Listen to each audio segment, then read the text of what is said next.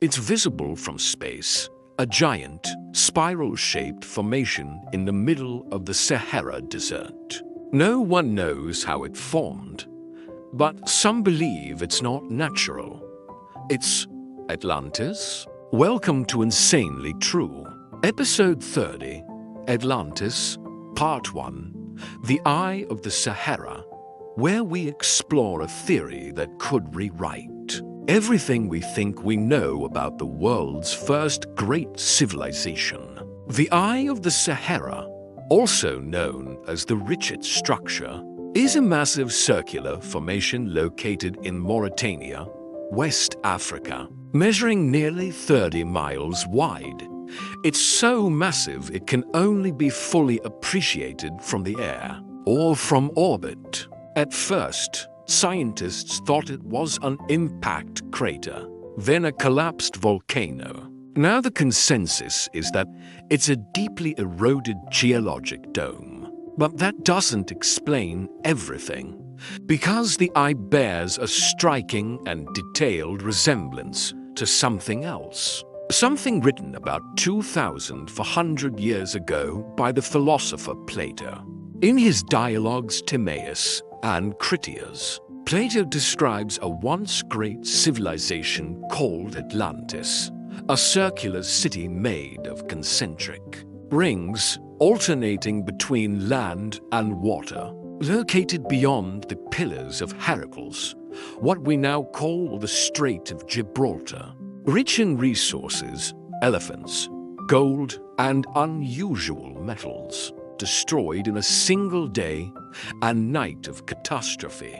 Now here's where it gets wild.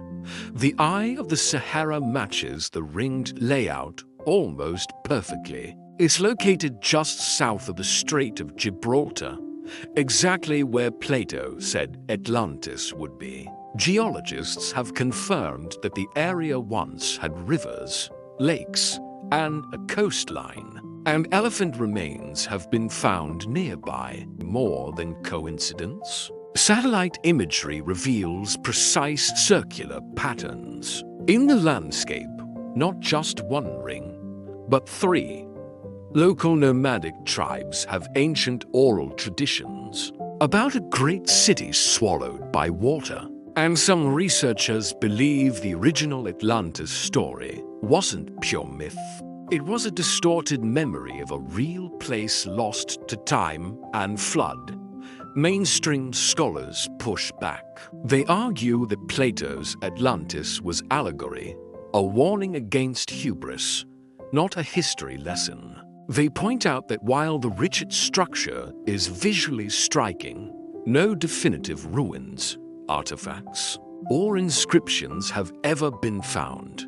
But they've also never looked seriously. No large-scale excavation, no systematic search.